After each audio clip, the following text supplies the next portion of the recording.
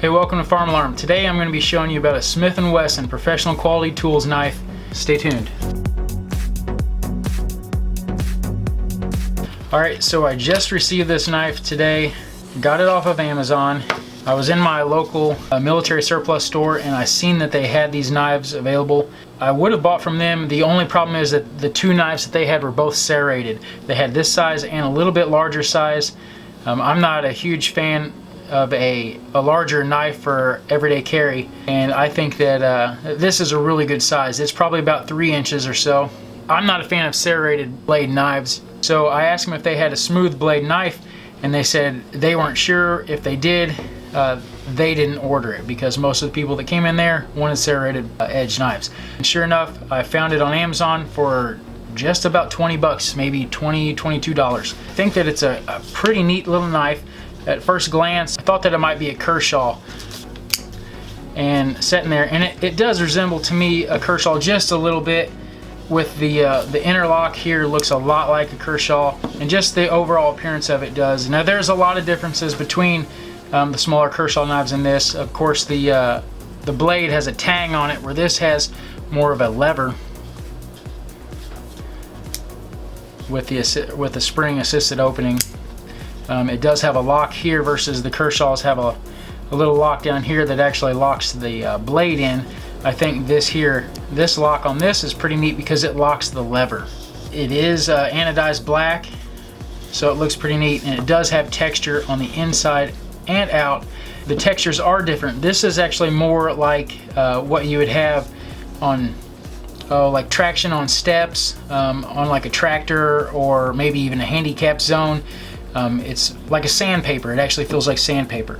The inside is more of like is rubber. It's just a textured rubber. So really, if you're familiar with Talon grips for pistols, they actually have two separate style grips. One is sandpaper, one is rubbery. So it wouldn't surprise me if they actually got with that company and put both of those style grips on this knife. With the grips on it, it does make it a little hard to slide in and out of the pocket with the clip on. I do like a clip on my knife, that way it's just easily accessible, and it's not wandering around in my pocket, especially because I keep it on the same pocket that I have my cell phone in. So I wouldn't want the two in there together. They might get in a fight. I'm sure the knife would win. This side, this also does catch on the pants whenever you're pulling it out, so in and out. I don't think that I'm really going to like that versus the Kershaw knives that I am used to, because the Kershaw knives that I have are just smooth. They go in and out. They're just a polished stainless steel, so they go right in and out of the pocket very easy. One thing that I hope this does a lot better than the Kershaw is the spring action on the blade assist itself.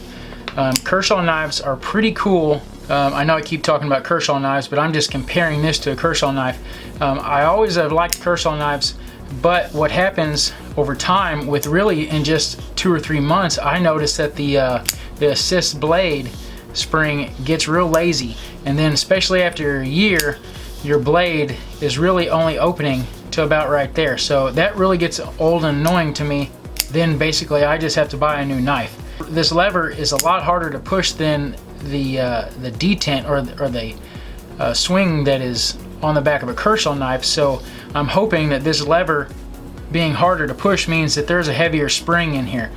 Now I know that smaller knives, you put a smaller spring in it, and the spring probably doesn't last quite as long.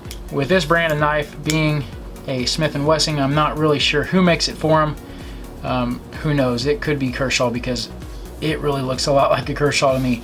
But one thing I do hope is that the spring will last a lot longer than the Kershaw.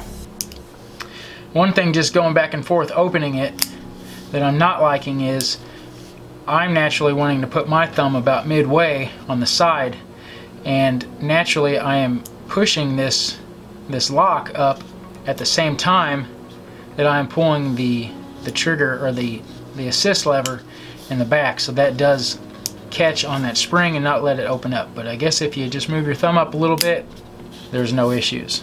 This is a really nice, small, light knife. I would recommend it compared to the Kershaw. Some seem to be just a little bit heavier, because the Kershaws that I have, like I said, are all stainless steel.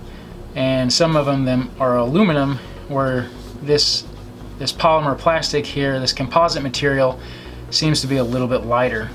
As far as the edge goes, we can cut a little bit of paper here. It doesn't feel too sharp right out of the package, but it does cut pretty nice.